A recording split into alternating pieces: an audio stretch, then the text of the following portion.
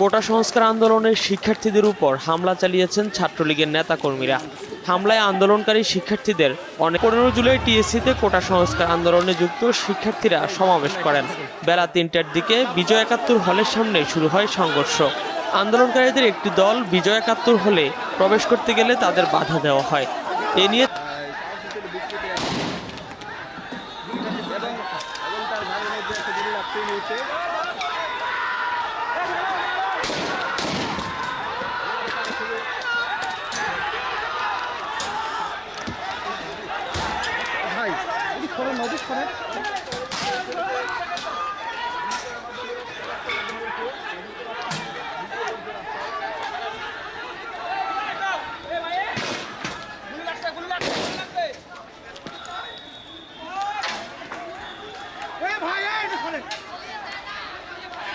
ভাই এদিক থেকে আক্রমণ করিয়েন না তো, এদিক থেকে আক্রমণ করেন।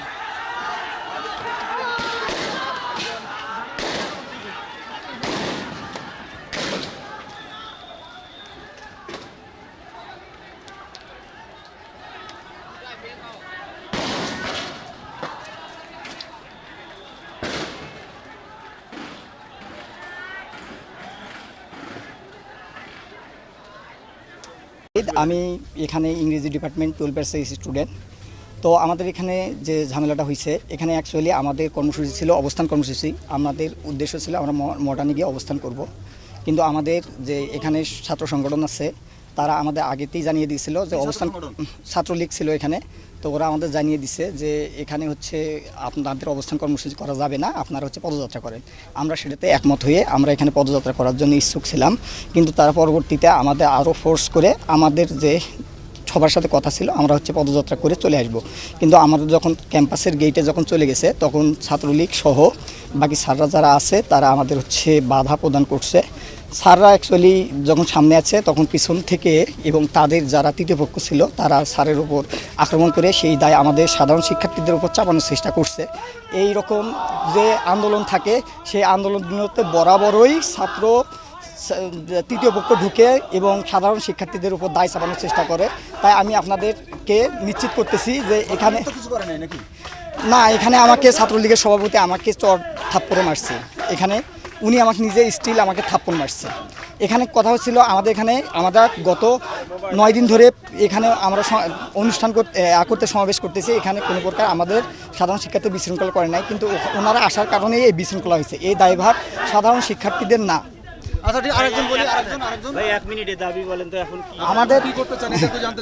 আমাদের দাবি আমরা এখন বর্তমানে এক দফাতে পৌঁছাইছি, সেটা হচ্ছে সকল প্রকার অযৌক্তিক কোটাগুলো, বৈষম্যমূলক কোটাগুলোকে দূর করে প্রথম থেকে চতুর্থ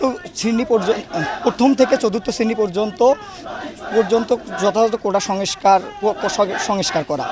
আর এখানে আমাদের হচ্ছে বিচার বিভাগের সাথে আমাদের কোনো সম্পর্ক নয়, আমাদের সম্পর্ক হচ্ছে নির্বাহী বিভাগের কাছে। কারণ আপনারা জানেন সংবিধানের 29 নম্বর অনুচ্ছেদে বলা হয়েছে সরকারি চাকরি ক্ষেত্রে সকল নাগরিক সমান সুবিধা ভোগ করবে। কিন্তু এখানে আরও আছে যারা অনগ্রসর জনগোষ্ঠী আছে, তাদের জন্য একটা নির্দিষ্ট কোটা ব্যবস্থা থাকবে।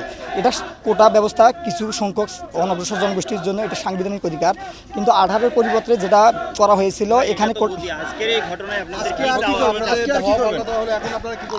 এখানে আমরা সাধারণ শিক্ষার্থীরা আমরা এখানে শঙ্কিত আছি। তো আমরা সাধারণ শিক্ষার্থীরা চাচ্ছি যাতে আমাদের এই ব্যাপারে আমাদের পরবর্তীতে কোনো সমস্যা না হয়। কারণ এখানে যে সমস্যাটি হয়েছিল সেই সমস্যাটি আমরা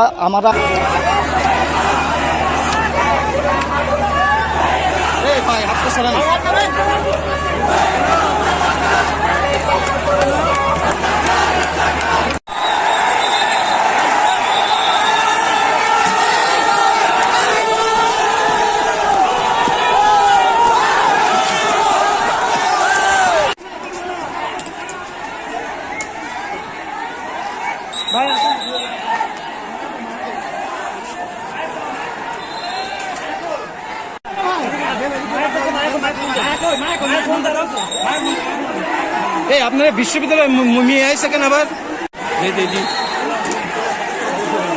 যারা ঠেকাচ্ছে তারা। বিশ্ববিদ্যালয়ের ভিতরে 62 জন পুলিশ আটকা পড়েছিল, তাদের উদ্ধারে হেলিকপ্টার ব্যবহার করা হয়েছে।